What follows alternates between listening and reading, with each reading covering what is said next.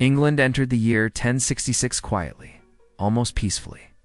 King Edward the Confessor, aged, frail, deeply pious, laid dying in the royal bedchamber of Westminster. The kingdom gathered under gray winter skies, unaware that they stood on the edge of the most catastrophic succession crisis in English history. Edward died on January 5th, leaving behind no heir, no detailed plan, and no voice strong enough to calm the storm that would follow. But many believed the true disaster had begun long before his final breath. In the years of political tension, family rivalry, and foreign promises that he had allowed to grow unchecked, and when his eyes finally closed, England became both a prize and a target. Beside his bed stood Harald Godwinson, the most powerful Earl of England, a man whose loyalty had often protected the throne, but whose ambition many had feared. According to the Anglo-Saxon chronicle, Edward chose Harald with his dying words, designating him as protector of the realm. Yet even in that moment, whispers spread like wildfire. Was it a genuine wish? Or had Harald seized an opportunity in the king's final moments? The question would echo across Europe and become the spark that lit the fuse. Harald was crowned the very next day in a hurried ceremony meant to project stability. But in the eyes of many, the speed of that coronation looked suspicious. Too fast, too eager, too perfectly timed. His enemies, both inside and outside England, were watching on. Each found a reason to believe the crown was theirs instead. The throne of England, once seen as secure, now appeared vulnerable, almost exposed. And three powerful men prepared to claim it. William, the Duke of Normandy, heard the news across the Channel and erupted in fury. He insisted Edward had promised him the crown years before, during the Duke's visit to England. He also claimed Harald had sworn an oath on holy relics to support him. That supposed oath, whether genuine or exaggerated, became the foundation upon which William built a moral, political, and military case for invasion. Far to the north, Harald Hardrada, King of Norway and the last great Viking warlord, declared that he held a rightful claim to the English throne through an agreement made decades earlier between previous kings. To Hardrada, England was unfinished business, the final prize for a warrior who had carved his name across Byzantium and Scandinavia. Three men: Harald, William, and Hardrada. Three claims. And one kingdom standing in the middle. England was about to be crushed between hammer, anvil, and storm. Across Europe, rumors spread that Harald had stolen the crown, that the Normans were preparing ships, that the Norwegians were sharpening axes, that Edward's death had awakened ambitions long dormant. The quiet winter of 1066 darkened into a year of omens, fears, and waiting. No one least of all, Harald knew that he had inherited not a crown, but a catastrophe, and this was only the beginning. Harald Godwinson was not a man who expected to become king. He was born into one of the most powerful families in England. The Godwinsons ambitious, wealthy, influential, and often at odds with the monarchy. His father, Godwin, had once nearly torn the kingdom apart. His brother Tostig, the Earl of Northumbria, was feared and hated in equal measure. But Harald himself was different. Pragmatic, intelligent, brave, respected by soldiers and common folk alike. He was the type of leader people followed in battle not because they were ordered to, but because they trusted him. For years, Harald stood as Edward the Confessor's right hand. When threats rose against England, it was Harald who rode out to defend the coasts. When rebellions shook the north, it was Harald who negotiated peace. When rival nobles clashed, Harald was the one who restored balance. His authority was not only political but personal, and in the eyes of many, he was the only man powerful enough to keep England stable in the uncertain years ahead. Yet his rise to the throne came with baggage that Europe was ready to exploit. The first burden was his family. The Godwinsons had a reputation for overreaching. Their influence had grown so large under Edward that many believed they were the true power behind the throne. To critics, Harald's coronation looked less like a peaceful succession and more like a strategic move to cement the Godwinson dynasty. The second burden was Harald's brother, Tostig. Just months earlier, Tostig had been exiled after the people of Northumbria revolted against his harsh rule. Instead of siding with his brother, Harald agreed to Tostig's removal, an act Tostig saw as betrayal. From exile, Tostig fumed, plotting revenge against the man he once called brother. And revenge, as fate would have it, would bring disaster. The third burden was Harald's alleged oath to William of Normandy. Years earlier, while shipwrecked on Norman shores, Harald had indeed found himself in William's court. The Normans claimed loudly that Harald had pledged to support William's succession. But the English sources were silent on the matter, suggesting either the oath never happened or it was forced. Whatever the truth, William used it as a weapon. To him, Harald's coronation was not only unlawful, it was treason. Finally, Harald carried the burden of timing. Edward's death came suddenly. The coronation came even faster. It looked desperate, vulnerable, and opportunistic. Still, Harald was no coward. He understood that England faced threats from multiple directions, and rather than cower behind fortress walls, he moved quickly, rebuilding defenses, rallying nobles, and strengthening coastal watch. He prepared for war before his enemies even declared it, but the deadliest threat was the one no one expected. Not Normandy, not France, but the cold steel of the north, sharpened by a man whose legend towered over Europe, and destiny would meet Harald sooner than he imagined. Across the Channel, in the stone halls of Normandy, William received the news of Harald's coronation with volcanic rage. To the Normans, Harald's act was not merely a political move, it was a betrayal of sacred promises, a violation of oaths made before God. And William was a man who never forgot a slight. Born illegitimate, the so-called bastard of Normandy, William had fought tooth and claw for every inch of his power. His early years were marked by assassins, rebellions, and nobles who refused to take orders from a child of uncertain lineage. But William grew into a commander of terrifying determination. He dealt ruthlessly with traitors, rewarded loyalty generously, and forged Normandy into one of the most disciplined military powers in Europe. His claim to the English throne rested on two pillars. First, William insisted that King Edward had promised him the crown back when Edward lived in exile in Normandy. Second, he argued that Harald had sworn an oath on holy relics to support William's claim. Whether the oath was truthful or embellished did not matter. What mattered was that William believed it, his knights believed it, and the Pope eventually believed it too. The Norman court celebrated Harald's coronation as a creamer usurpation so grave that it required punishment from heaven itself. William quickly began preparing for war. He gathered knights from across Normandy and beyond, promising land in England to those who joined him. Blacksmiths worked day and night. Shipbuilders lined the coast. Messengers galloped across French territories to recruit warriors eager for glory and spoils. Yet despite William's fury, he did not rush blindly into battle. He understood the sea could be a greater enemy than any king. He waited for the perfect wind, the perfect moment, the perfect divine signal.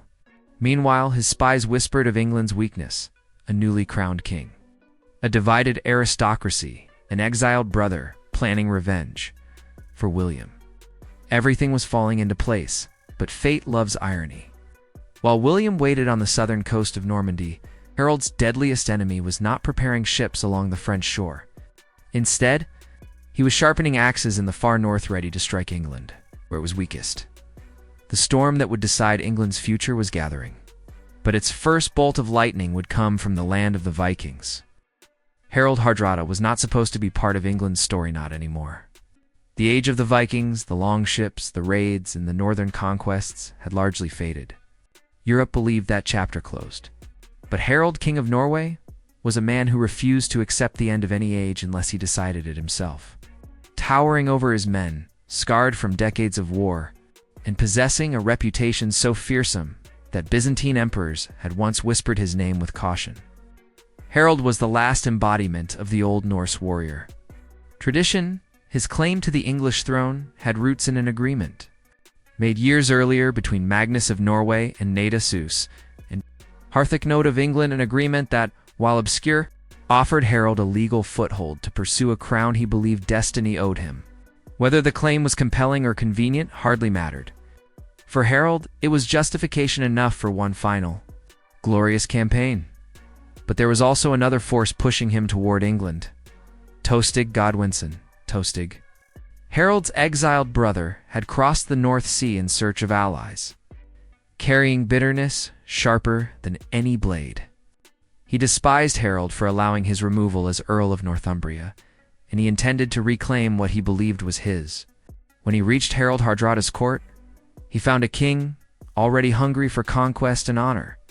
Their partnership was forged not only through shared ambition but through shared grievance. Harald saw England as a prize. Tostig saw it as justice. Their combined forces created a formidable threat: battle-hardened Norse warriors, seasoned mercenaries, and loyal followers of Tostig who knew the geography of England's northern territories intimately.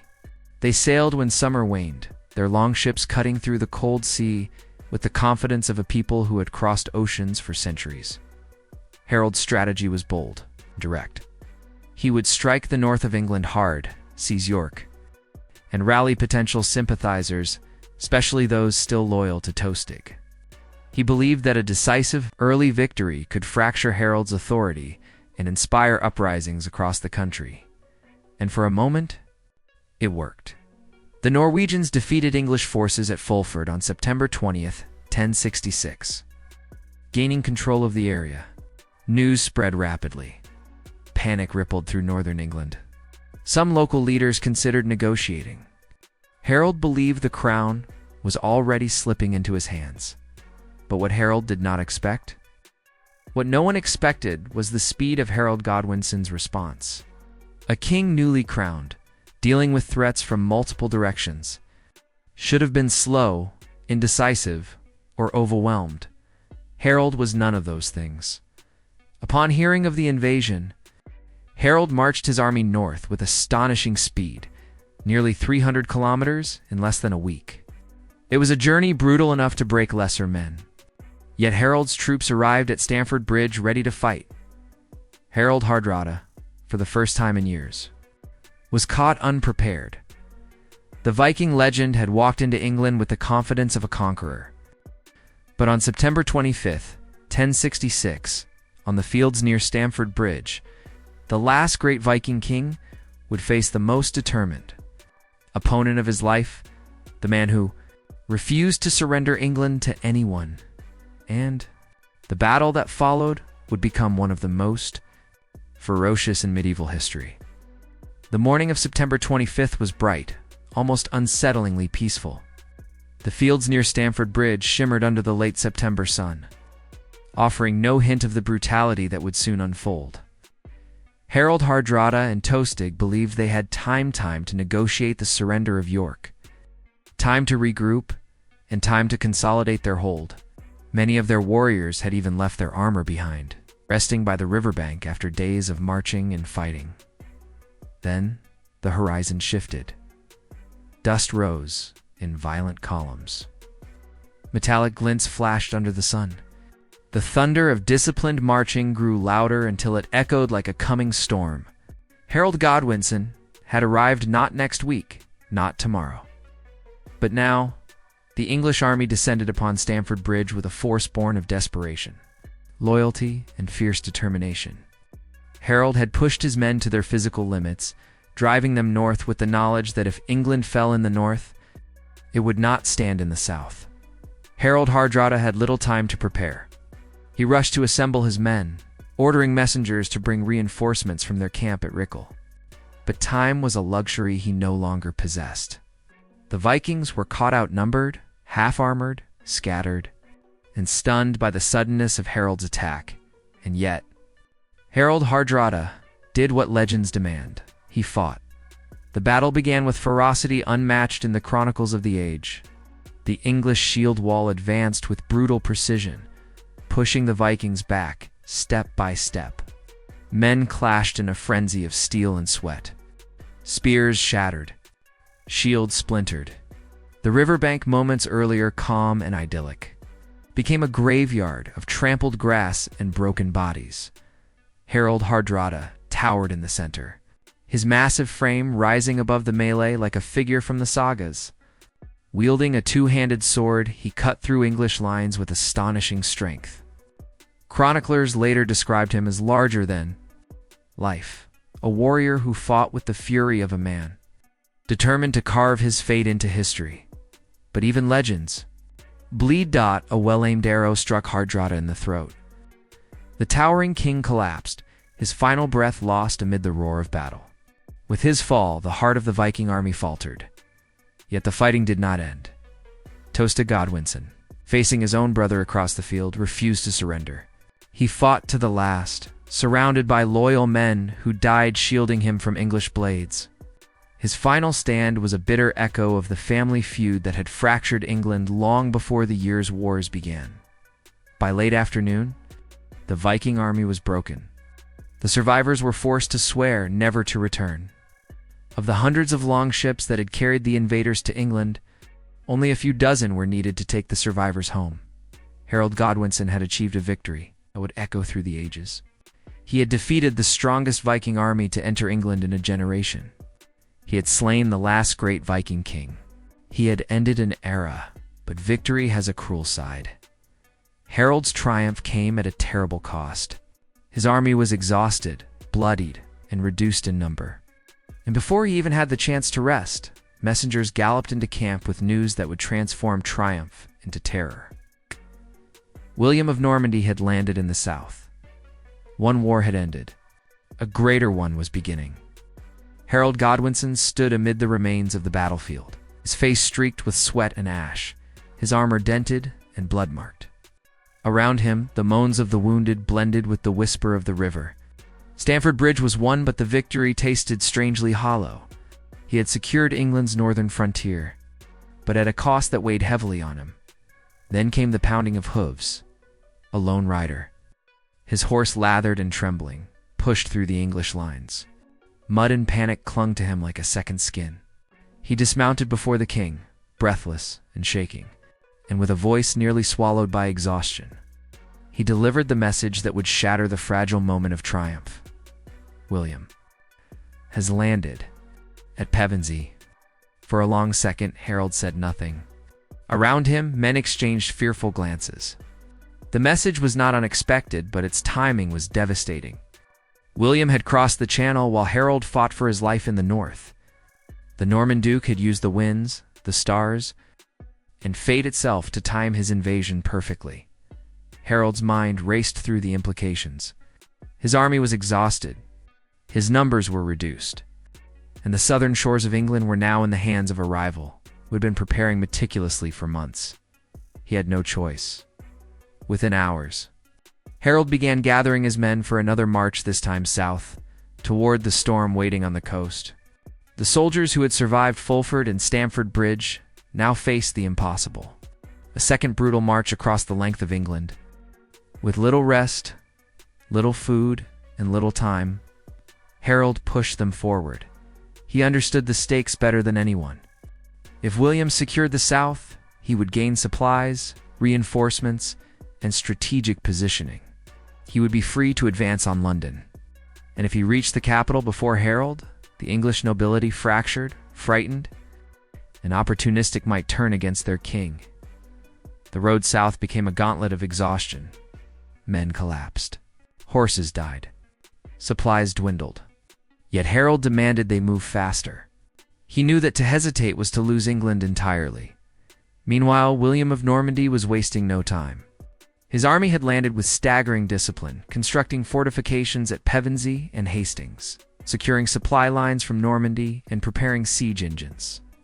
William understood that Harald was coming. He wanted the English king to arrive tired, desperate, and cornered as Harald marched. Scouts brought grim reports: Norman cavalry raids, villages taken, local militias overwhelmed, and strategic points fortified by the invaders. Every step brought Harald closer to the inevitable, but he also knew a truth William underestimated. England was his home. These were his people. Their loyalty, their fear, and their anger gave him strength. By October 13th, Harald reached the area near Hastings. His men were ragged and worn, but their resolve had hardened into something almost unbreakable. The final confrontation was approaching. Between Harald and William lay only one more night, and the dawn would decide the future of England. Night settled over the English camp like a heavy cloak, the air thick with tension and dread. Harald Godwinson stood on Senlac Hill, overlooking the valley where William's forces waited. Fires flickered in the distance, too many to count, each one a reminder that the Normans were fresh, well-rested, and prepared. The contrast with Harold's army was brutal. The English had marched nearly 500 kilometers in under 3 weeks. Their armor was battered, their supplies thin, their bodies worn down by relentless movement in 2 brutal battles, yet their spirit remained unbroken. Harald walked among his men, not listening to their quiet conversations. Some prayed. Some sharpened swords already dulled by northern blood. Others spoke of families, farms, or the distant hope of surviving the coming day. The king saw in their faces the same determination that lived within him. They were tired, yes, but they were home. Across the valley, the Normans prepared with a different kind of confidence. William's army was a well-balanced force: archers, infantry, and the elite Norman cavalry. They had slept, eaten, and trained every day since landing. Their morale was high. Their commander was disciplined, calculating, and utterly convinced of his divine right to rule England. The wind carried distant sounds, the rhythmic clatter of shields, the occasional neigh of horses, the low murmur of Norman chanting. William had even ordered priests to walk among the troops, blessing them for the holy cause. The invasion had been framed as a righteous correction of Harold's supposed betrayal, a war sanctioned by God. This gave William's men a psychological edge Harold could not match with ceremony alone. Instead, Harold relied on loyalty and the bond between a king and the people who had chosen him. As the hours slipped by, Harold met with his surviving commanders. They reviewed the plan: a defensive line atop Senlac Hill, a solid shield wall, no pursuit unless absolutely necessary. The strategy was simple, direct, and historically effective. English armies had used the shield wall for centuries. Against infantry, it was nearly unbreakable, but against cavalry, that question lingered uncomfortably. Harold's scouts reported that William's cavalry was fast, disciplined, and adept at feigned retreats, a tactic rarely seen in England.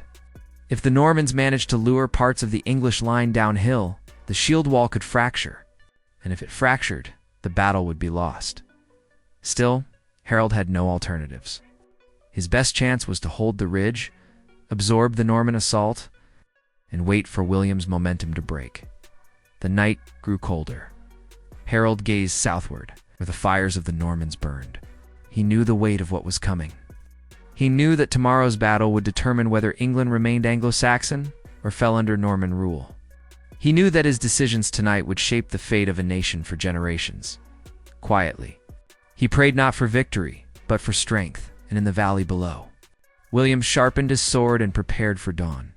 2 armies, 2 visions of England, 2 men with unshakable claims. Tomorrow, only one would leave the battlefield as king. Dawn broke cold and pale on October 10th. Mist clung low to the ground, as if the earth itself hesitated to reveal what was coming. Yet even the fog could not hide the sight of 2 armies facing each other across the valley near. Hastings one weary but resolute, the other fresh and hungry for conquest. Harold's men lined the crest of Senlac Hill, forming a wall of shields so dense it seemed less a formation than a living fortress. They stood shoulder to shoulder, housecarls with heavy axes, firemen with spears, local levies with whatever weapons they could muster. Their armor was mismatched, their faces drawn, their steps slower than they had been weeks ago, but their eyes held fire. Below them, William arranged his troops with methodical precision. Archers in front, infantry behind, and cavalry poised for the decisive charge. The Norman army looked organized, uniform, and frighteningly professional. Their banners fluttered in the morning breeze. bright against the gray sky.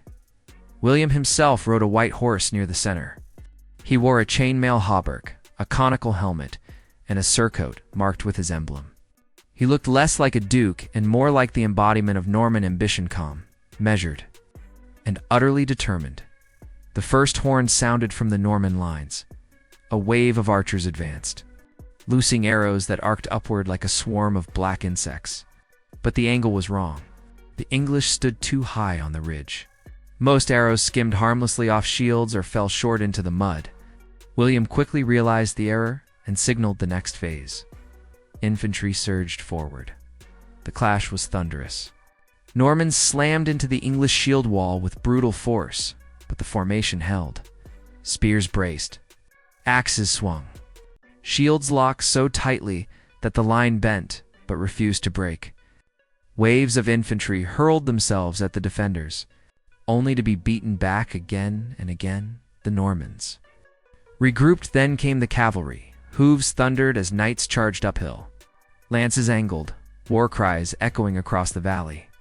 But horses slowed against the steep incline, losing the force needed to pierce the shield wall. English axes found openings, slashing at legs, bringing knights crashing down. The first cavalry assault failed. William adjusted. He ordered a simultaneous attack, archers firing in higher arcs, the infantry pressing forward, cavalry charging at key points. The shield wall trembled but stood firm. Then something unexpected happened. On the Norman left flank, a rumor spread that William had been killed. Panic rippled through the ranks. Soldiers began to fall back, hesitating, then retreating. It was the opening the English had waited for. A section of Harold's line surged forward, chasing the retreating Normans down the hill. It was a fatal mistake. William, still very much alive, rode to the front, lifted his helmet to show his face, and rallied his troops. The Norman retreat was a rusor, became one. Their feigned flight turned into a deadly trap. When the English broke formation to pursue, the Normans wheeled around. Encircling and cutting them down in the open ground, a crack appeared in the once unbreakable shield wall. And from that crack, the future of England began to shift. The shield wall had been England's pride for centuries, of formation so formidable that entire armies had crumbled against it. But at Hastings, it faced an enemy unlike any England had fought before. Norman archers, infantry, and cavalry combined into a coordinated, relentless machine of war. In the moment the English line fractured, William seized his chance. The first break came from the group that had pursued the Normans downhill. When they fell, the gap they left behind forced Harold's men to stretch thin to fill it. The more they adjusted, the weaker their line became. The Normans recognized it instantly. William ordered another feigned retreat. Again, Norman cavalry wheeled around, trapping them. And again, the shield wall thinned. Harold shouted commands, trying to restore discipline, but exhaustion gnawed at his army like a slow poison. Men who had marched the length of England now found themselves facing wave after wave of fresh, organized Norman attacks. The archers adjusted their angle, firing high into the air so arrows fell from above straight over the tops of the English shields. Housecarls raised axes to block incoming shafts, but this only opened new weaknesses. Infantry pressed forward, stabbing into exposed gaps. Cavalry swept into flanks where angles allowed. Senlac Hill, once a fortress, had become a trap. Harold fought in the thick of battle, swinging his great axe with precision born from years of warfare. His housecarls formed a ring around him, defending their king with desperate loyalty. They knew this was not just a battle, it was the survival of Anglo-Saxon England itself. Meanwhile, William pushed his advantage ruthlessly. He led charges personally, determined to break the English will. At one point, his horse was killed beneath him, and he fell hard into the mud. But he rose, mounted another horse, and plunged back into the fray. His presence drove his men forward like a force of nature. The English lines buckled. From above the ridge, Harold could see the horror unfolding below the tightening ring of Norman cavalry. The thinning English ranks, the relentless hail of arrows falling from the sky. Yet he refused to retreat. To retreat was to lose the crown. To lose the crown was to lose England. The battle raged for hours. Bodies carpeted the hillside. Shields cracked. Axes dulled. Spears snapped. The air thickened with dust, sweat, and screams. Chroniclers later wrote that the ground itself seemed alive, shaking beneath the weight of the dead and dying, and then came the moment that would echo across 1,000 years of English history.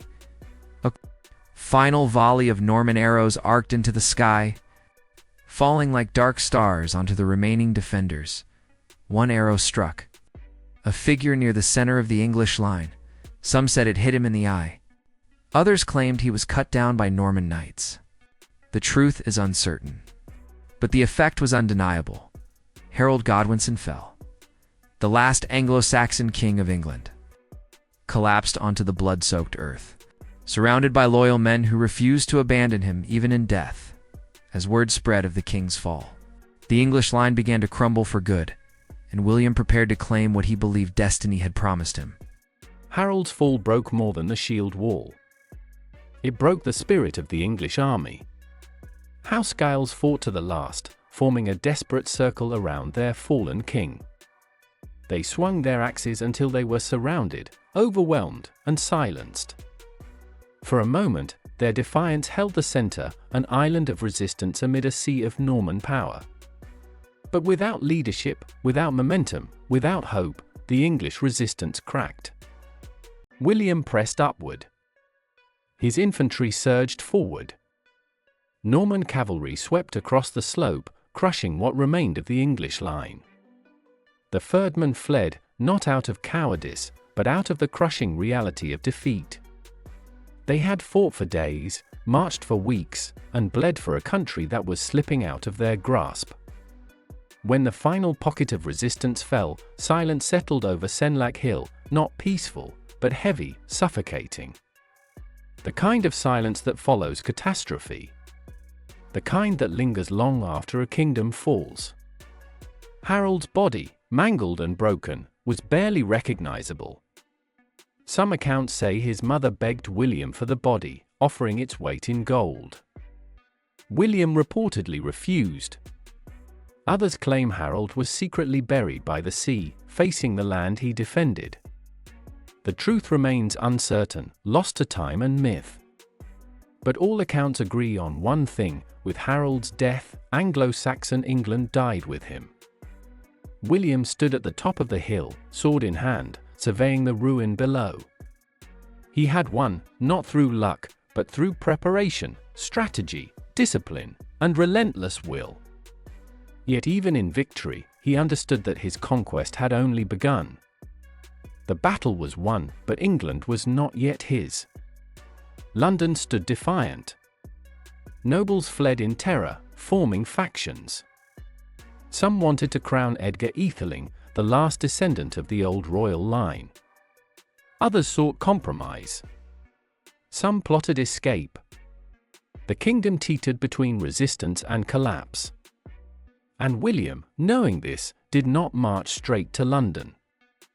Instead, he began a slow, calculated campaign, burning villages, securing roads, capturing strongholds, to choke the capital into submission.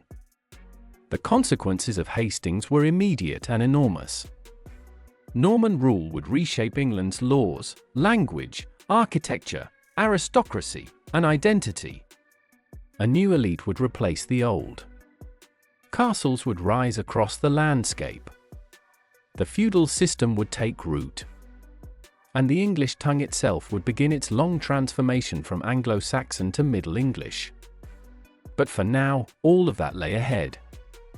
The episode ends not with the coronation, not with the reforms, but with a single image: William, the Duke of Normandy, turning away from the battlefield and beginning his march toward London, toward a crown drenched in blood, toward a throne claimed at unimaginable cost, and toward a legacy that would reshape the island forever. England had fallen. What came next would change Europe itself. If you want to understand how William conquered not just the battlefield but the entire kingdom, if you want to see how London resisted, how the nobles divided, and how a foreign duke became the most influential king in English history, then join us in episode 2, where conquest becomes rule, resistance becomes rebellion, and England enters a new age shaped by fire, steel, and strategy. Subscribe so you don't miss it.